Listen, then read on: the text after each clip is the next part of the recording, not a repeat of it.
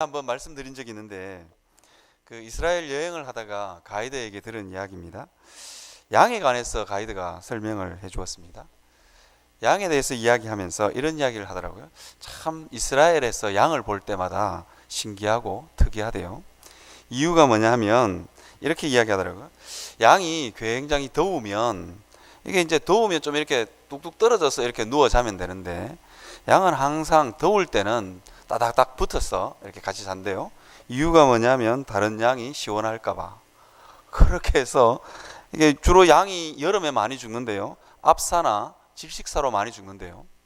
이제 겨울이 되면 이제 추우면 이제 좀 따닥 붙어서 이렇게 자면 되는데 겨울이 되면 또 이렇게 뚝뚝 떨어져서 잔대요. 이게 양이 가지고 있는 이 털이 캐시미어잖아요. 그런데도 불구하고 대부분 다 이렇게 떨어져 있기 때문에 다른 양이 따뜻할까 싶어서 떨어져서 자는 거예요. 그래서 겨울에는 동사에서 많이 죽는데요. 양이 굉장히 그래서 양의 특징을 이야기하면서 목자의 보호와 돌봄이 반드시 필요한 게 양이래요. 목자가 없으면 더 이상 살아갈 수 없는 게 양이라 그러더라고요. 광야에 많은 동물들이 사는데 그중에 낙타 같은 동물들은 물 냄새를 잘 맡는데요. 수십 킬로 떨어져 있는 그 오아시스도 물 냄새를 맡아서 찾아간대요. 그리고 그뿐만 아니라 낙타에게는 여러분들 잘 아는 것처럼 물 주머니가 있죠. 그래서 오래도록 광야에서 살아남을 수 있대요. 그런데 양은 목자가 없으면 물을 찾아가는 능력이 없고 풀밭을 찾아갈 수 있는 능력이 없대요. 그래서 목자가 없으면 대부분 다 죽고 마는 게 양이라 그러더라고요.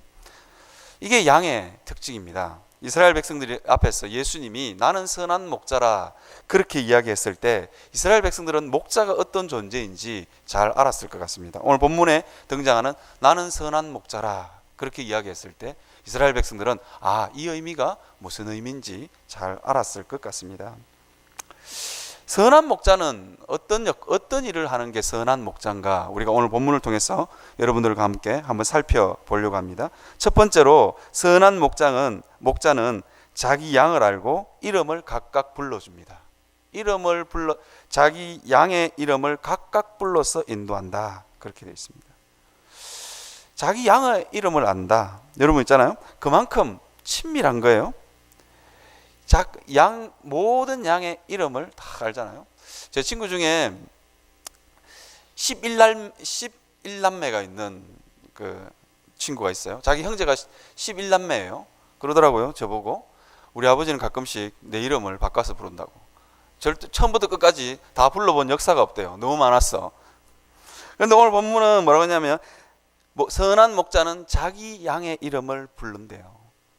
제가 이스라엘 여행할 때 베두인족이 생활하는 걸 한번 본 적이 있어요. 보려고 봤던 게 아니라 시내산에 새벽에 올라갔다가 탁 내려오는데 베두인족들이 이렇게 쭉 생활하는데 가이드가 그러더라고요.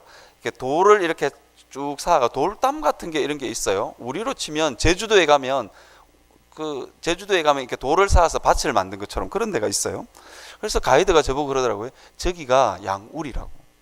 그래서 제가 한번 양우리가 너무너무 보고 싶었어. 저는 외양간은 참 많이 보고 자랐는데 양우리는 한 번도 본 적이 없어요. 그래서 가본 적이 있는데 이상한 누더기 같은 이게 천이 바닥에 이렇게 깔려 있더라고요. 제가 이렇게 발로가 툭툭 찼는데 사람이 갑자기 벌떡 일어나는 거예요.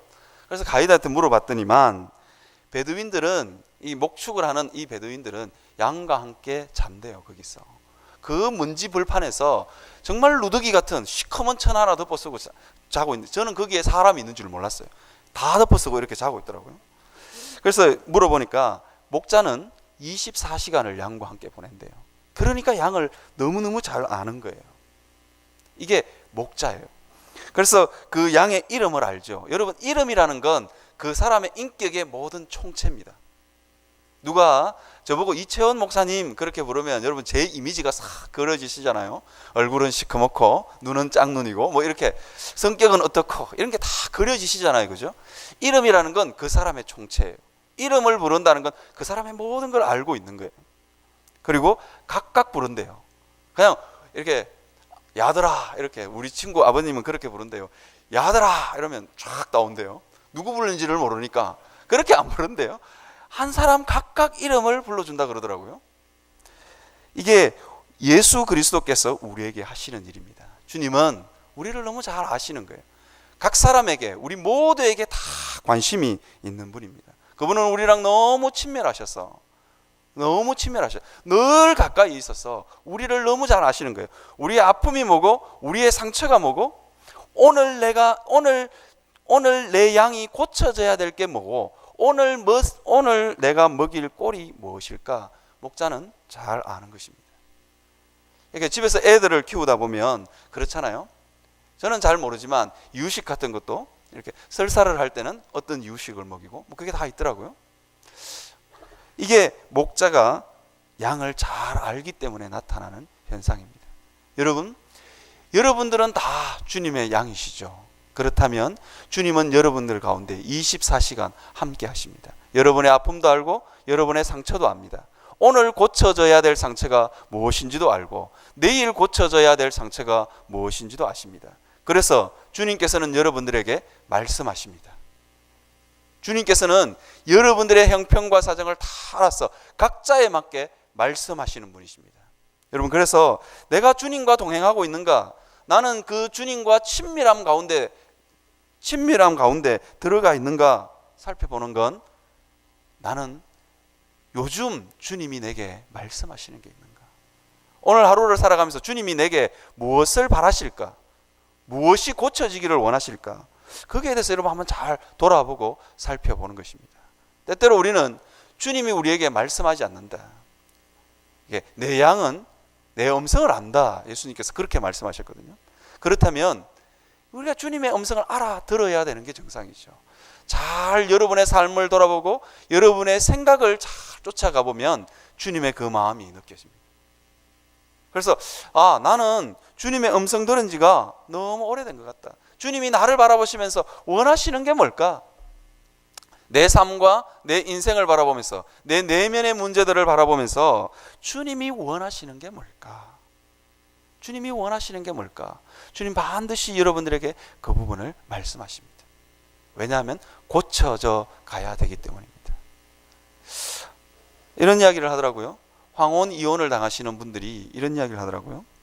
어느 날 갑자기 와이프가 이혼장을 내밀었대요. 70이 훨씬 넘었는데 수없이 말했음에도 불구하고 고쳐지지가 않는 거예요. 그래서 어느 날 갑자기 와이프가 이혼장을 탁 내밀었어요. 왜 그러냐고 물었대요. 그러니까 모르냐고, 그거 모르니까 이혼한다 이러면서 이혼하고 갔대요. 여러분 있잖아요, 하나님 앞에서 하나님은 우리와 함께 사시면서 우리가 무엇이 고쳐져야 되는지, 우리 인생 가운데 복의 통로를 막고 은혜의 통로를 막는 것이 무엇인지 하나님 아십니다. 그래서 하나님은 어쩌면 우리보다도 더 답답하신 분이에요. 그래서 우리에게 말씀하십니다. 여러분, 그 하나님의 음성에 한번 귀 기울여 보시길 바랍니다. 그 귀 기울이는 방식은 굉장히 간단합니다. 주님 내게 무엇을 원하실까? 주님 이 순간에 내게 무엇을 원하실까? 여러분 삶의 주위에 일어나는 모든 사건들을 바라보면서 주님이 내게 뭐라고 말씀하실까? 그것을 한번 주님께 물어보는 거예요. 제가 언제 한번 말씀드린 적이 있어요. 저는 가끔씩 잊어버리지만 요즘도 그렇게 묻습니다. 교육자실에 앉아 있으면서 주님이 내게 뭘 원하실까? 그렇게 한 번씩 물어볼 때가 있어요. 집에 탁 들어갔어도 한 번씩 주님이 내 집에 지금 일상적으로 집에 들어가는데 주님이 내 집에 들어가서 뭘 원하실까? 그렇게 한 번씩 물어보는 적이 있어요. 아무 대답도 안 하실 때도 있겠지만 하나님께서 때때로 저에게 이런 거인 것 같다 느낌이 들 때도 있습니다. 여러분, 주님 앞에서 자기의 양의 이름을 각각 부르시는 하나님 앞에 여러분의 귀를 한번 기울여 보시기를 바랍니다. 주님은 선한 목자라서 우리에게 관심이 많으십니다. 우리의 삶에 관심이 많으십니다. 그 주님 앞에 여러분도 한번 역으로 관심을 가져보십시오. 그러면 주님의 음성이 들리실 것입니다. 두 번째로 선한 목자를 이야기하면서 예수님이 뭐라고 말씀하시느냐, 이렇게 말씀하십니다. 나는 양의 문이다. 이거 이제 요한복음에서 자주 등장하는 표현이에요. 에고 에이미, I am 뭐 이렇게 표현하는 구절입니다. 나는 양의 문이다. 그렇게 표현합니다. 이 양의 문을 통과하는 모든 사람은 구원을 얻고 그리고 생명을 얻고 좋은 꼴을 얻습니다. 생명을 얻는데 더 풍성히 얻는다. 그렇게 주님께서 말씀하시고 계시다는 것입니다. 나는 양의 문이다. 여러분, 제가 새가족팀을 맡고 있어요. 새가족팀을 볼 때마다 제 마음속에 어떻게 하면 교회에 정착시킬까? 어떻게 하면 교회에 좀 깊숙이 들어올까? 제 마음속에 참 고민이 많아요. 그래서 순장님들 보고 밥을 사주라 그러기도 하고, 어쨌든 좀 친하게 친해져 봐라, 뭐 그렇게도 이야기합니다. 제가 새가족부를 맡은 지 한 2년쯤 돼 가는데요, 새가족을 정착시킬 수 있는 가장 좋은 방법은 뭐냐? 예수님을 전하는 거예요. 밥을 사주는 것보다, 친하게 지내는 것보다 더 좋은 게 있는데 뭐냐면, 그것은 제가 내린 결론, 2년 동안 맡으면서 제가 내린 결론이 있어요. 그것은 오래 못 가더라. 그것은 오래 못 가더라고요. 예수님이 그 마음속에 들어가서 은혜를 받으면 그 사람이 교회에 정착하더라고요. 그래서 교회 안에 들어올 수 있는 방법이 뭐냐? 예수님은 나는 양의 문이다, 그렇게 말씀하셨습니다. 양의 문을 통해서 공동체 안으로 들어오게 되는 것입니다. 여러분, 때때로 우리는 이 양의 문이신 예수님을 잘 몰라서 예수님 아닌 다른 방법으로 우리는 교회에 사람을 데리고 오려고 하거나 그런 좀 지름길이 없을까, 그런 생각을 참 많이 할 때도 있습니다. 그러나 예수님만이 유일한 우리의 구원의 문이십니다. 그것을 우리가 전하고 가르치는 거예요. 그래서 오늘 예수님은 이 이야기를 하시면서 이렇게 이야기합니다. 양의 문을 통하지 않고 들어오는 모든 사람은 강도요 절도다, 그렇게 말씀하십니다. 우리는 우리 주변에 종종 예수님을 통하지 않고 예수님을 가르치지 않으면서 우리 공동체 안으로 들어오는 사람들이 있죠. 그 사람들은 대부분 다 강도요 절도입니다. 제가 새가족팀을 맡고 있잖아요. 새가족팀을 맡고 있으면서 제가 작년에만 해도 신천지인 것으로 추정되는 신천지인 것으로 추정되는 사람을 3사람이나 잡아냈어요. 제가 참 그만하면 참 밥값을 하는 것 같아요. 신천지인 것으로 추정되는 사람이 우리 교회에 왔어요. 제가 사실은 제가 잡아낸 게 아니고 이분들이 답답했어 그냥 떠나신 거예요. 왜냐하면 새가족 새로 오시는 분들만 딱 엮어가지고 순장이 뭐 눈동자와 같이 지키니까 이분들이 너무 답답한 거예요. 교회 두루두루 다니면서 교회에 불만 있고 은혜 못 받아서 유리방황하는 백성들을 만나야 되는데, 이렇게 새가족 팀 안에만 딱 꽁꽁 가두어 놓으니까 이분들이 너무너무 답답해서 어느 날 갑자기 안 나오시더라고요. 수상하다 이렇게 생각하고 있는데 어느 날 갑자기 안 나타나요. 이유가 뭐냐? 다른 목적으로 왔거든요. 예수님을 만나고 예수님을 통해서 교회 공동체 안으로 들어오는, 구원의 문 안으로 들어오려고 하는 목적이 아니라 다른 목적을, 내가 좀 잡아갈 양이 없을까? 내가 좀 신천지로 끌고 갈 양이 없을까? 그렇게 해서 딱 왔는데, 아무리 들여다봐도 새가족들은 교회에 불만이 별로 없어요. 왜냐하면 잘 모르거든. 뭘 말해도 별로 잘 몰라요.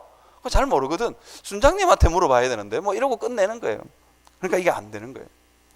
여러분, 교회 안에는 참 많은 강도와 절도 같은 사람들이 참 많습니다. 그래서 여러분, 교회 생활을 하시면서 제가 이런 말씀을 꼭 드리고 싶어요. 교회 밖에서 하는 성경 공부, 아무리 좋은 성경 공부라 할지라도 권장하지 않습니다. 개인적으로 성경 공부한다 할지라도 권장하지 않습니다. 반드시 목사에게 좀 물어서 성경 공부 가시고 세미나도 가시고 그러시면 참 좋을 것 같아요. 아무리 좋은 집회가 있어도 담당 교육자에게 아니면 담임 목사님에게 물어가지고 손해볼 건 하나도 없어요. 목사님이 가지 마라 건전하지 않으면 가지 마라 할 것이요, 건전하면 가서 은혜 많이 받고 오라 할 것입니다. 이 말 한마디만 하면 돼요. 목사님한테 한번 물어보고 성경 공부할게요, 이 한마디면 다 끝나는데, 그걸 안 해가지고 신천지에 이단에 빠지시는 분들을 참 많이 봤습니다. 여러분, 하나님 앞에서 우리가 예수 믿는 구원의 공동체 안으로 어떻게 들어오느냐? 예수님이 양의 문이십니다. 이것 외에 다른 것을 가르치거나 이것 외에 다른 곳으로 성도를 교회 안으로 들어오게 하려는 모든 시도는 이단입니다. 그래서 예수님이 분명하게 말씀하십니다. 나는 양의 문이다. 그 양의 문을 통해서 들어오는 모든 사람들에게 예수님은 뭐라고 하냐면 생명을 얻게 하고 더 풍성히 얻게 하겠다, 그렇게 말씀하십니다. 여러분, 여러분들이 알고 있는 모든 신앙 지식으로, 주일학교 때부터 배워왔던 모든 신앙 지식으로 생명을 얻고 더 풍성히 얻기에 충분합니다. 단지 그것을 여러분들이 그 말씀대로 행하지 않기 때문입니다. 예수님은 이렇게 이야기합니다. 생명을 얻고 더 풍성히 얻을 것이다. 여러분, 풍성한 주님의 은혜를 경험하지 못하면 어떤 현상이 생기느냐? 갈증이 생기겠죠. 여러분, 저는 어디 가서, 요즘은 그렇게 안 하지만 음식을 보면 배가 부르도록 먹어야, 이게 배가 부르도록 먹어야 이렇게 스트레스가 확 풀려요. 오늘도 사실은 오늘은 저녁 너무 많이 안 먹기 위해서 홍 목사님이랑 밥 한 그릇 시켜서 나눠 먹었거든요. 다 먹고 났는데 너무 먹고 싶은 거예요. 이게 갈증입니다. 영혼의 갈증. 여러분, 신앙생활 하시면서 여러분들 안에 영혼의 갈증이 있으면 예수 그리스도가 이것을 채우시는 분이다, 그렇게 믿고 기도할 수 있는 여러분들이 되시기를 바랍니다. 신앙생활에 획기적인 은혜는 없어요. 획기적인 성경 공부는 없어요. 획기적인 이론도 없어요. 공부에 왕도가 없고 지름길이 없는 것처럼 신앙생활에도 왕도가 없고 지름길이 없습니다. 그래서 예수님께서 오늘 본문에 뭐라고 말씀하셨냐면 이렇게 말씀하셨어요. 9절에 보면 들어가며 나오며 꼴을 얻으리라, 그렇게 말씀하셨어요. 들어가며 나오며, 양들이 양의 우리에서 들어가고 나오는 것은 이게 일상이에요. 일상. 저녁이 되면 들판에서 아니면 목초지에서 풀을 떴다가 그냥 저녁에 우리로 들어오는 거죠. 그리고 아침이 되었어요. 그러면 목자가 양의 음성을 불러요. 한 사람 한 사람, 양 한 마리 한 마리 이름을 불러가면서 들판으로 나아가는 거예요. 이게 일상의 삶이에요. 마치 여러분들이 아침에 집을 나섰다가 저녁이 되면 집에 다시 들어오는 것처럼 일상이에요. 여러분, 신앙생활이 그런 겁니다. 우리의 들어오며 나가며 꼴을 얻는, 이것이 신앙생활입니다. 우리 신앙생활에 왕도는 없습니다. 어디 누군가가 특별한 은혜를 받는 곳이 있다.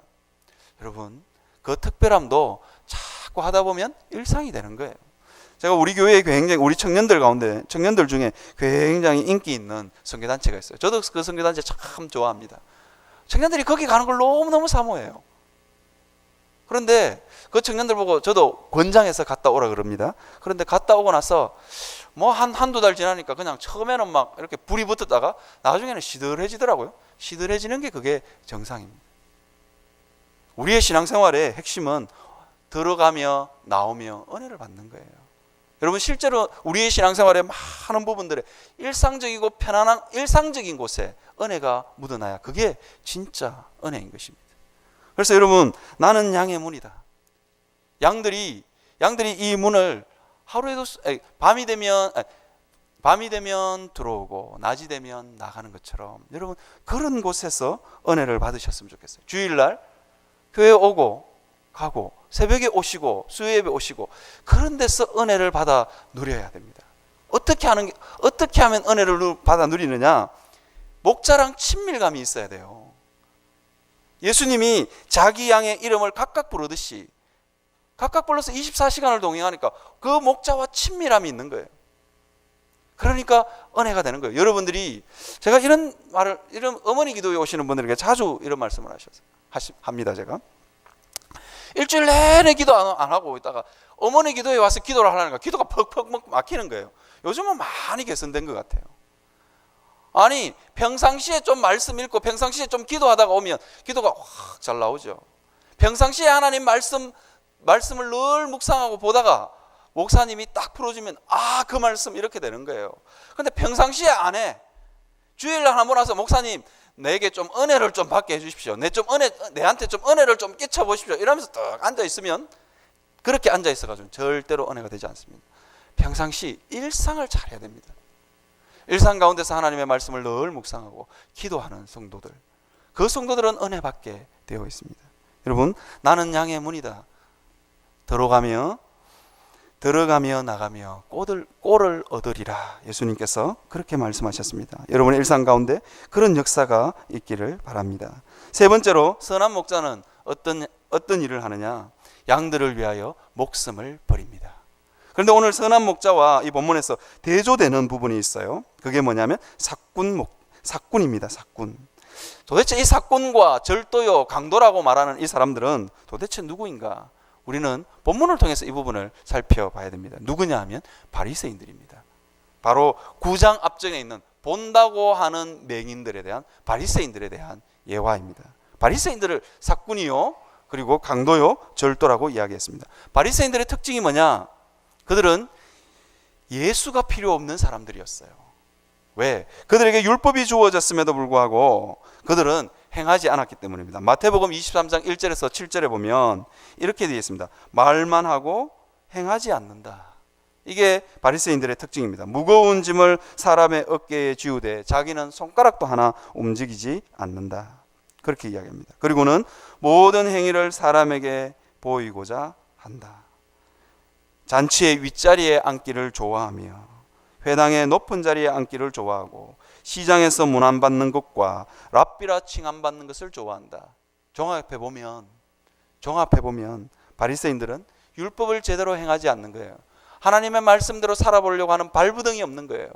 일상의 삶 가운데서 하나님의 말씀대로 살아보겠다고 발부등 치는 사람은 예수 그리스도가 필요해집니다. 왜? 그 말씀대로 살아내지를 못하거든요. 예수 믿는 일상의 삶 가운데서 하나님의 말씀 붙들고 실험하는 성도는 주님, 나를 불쌍히 여겨 주십시오. 내게 주님의 은혜가 필요합니다. 이렇게 고백합니다. 바리새인들은 그게 안 되는 거예요. 머리로만 예수님을 믿으니까 그게 안 되는 거예요. 그리고는 예수가 보이지 않는 삶은 어떻게 되느냐? 예수가 보이지 않으면 다른 게 보입니다. 세상이 보이는 거예요. 예수가 보이지 않으면 돈이 보이고, 예수가 보이지 않으면 유대인들, 이 바리새인들처럼 잔치의 윗자리에 앉기를 좋아하고, 그리고 회당의 높은 자리에 앉기를 좋아하고, 시장에서 문안받는 것을 좋아합니다. 예수가 보이지 않으면 다른 것이 보이는 거예요. 마치 하와가 선악과를 탁 봤을 때 그 마음이 보암직도 하고 먹음직도 하고 지혜롭게 할 만큼 탐스럽게 단지라. 우리 인생들이 거기에 마음이 팔리는 것입니다. 그때부터는 점점 자기를 포장해 갑니다. 여러분, 바리새인들이 그런 부분에서 강도요, 절도입니다. 모든 사람들에게, 사람들은 다 보암직하고 먹음직하고 지혜롭게 할 만큼 탐스럽게 한 이것에 다 매력을 느끼는 거예요. 교회 안에서 점점 자기 내면을 보지 못하고 자기 죄를 보지 못하면 바리새인화 되어가는 것입니다. 그래서 예수님이 이들을 가리켜서 뭐라 그러냐? 사꾼이다, 강도다, 절도다, 그렇게 말씀하시는 것입니다. 여러분, 우리도 그렇게 될 수 있다는 거예요. 우리가 날마다 하나님의 말씀을 붙들고 실험하지 않으면 우리도 그런 존재가 될 수 있다는 것. 예수가 보이지 않으면 세상이 보입니다. 반드시 보이게 되어 있습니다. 그것이 인생들의 본질이기 때문입니다. 그래서 예수님께서는 이 인생들을 향해서 뭘 하셨냐? 이 인생들을 향해서 뭘 하시냐? 그가 목숨을 내어 놓으셨습니다. 왜? 목숨을 내어 놓지 않고는 절대로 바뀌지 않기 때문입니다. 제 동기 목사님이 어느 날 갑자기 담임으로 청빙을 받았어. 담임으로 가셨어요. 그러면서 그러더라고요. 성도들이 나를 정말로 안 좋아하는 것 같아. 그런 이야기를 하시더라고요. 그리고는 굉장히 이게 자존심이 상하고 굉장히 성도들이 자존심 상하는 일을 많이 한대요.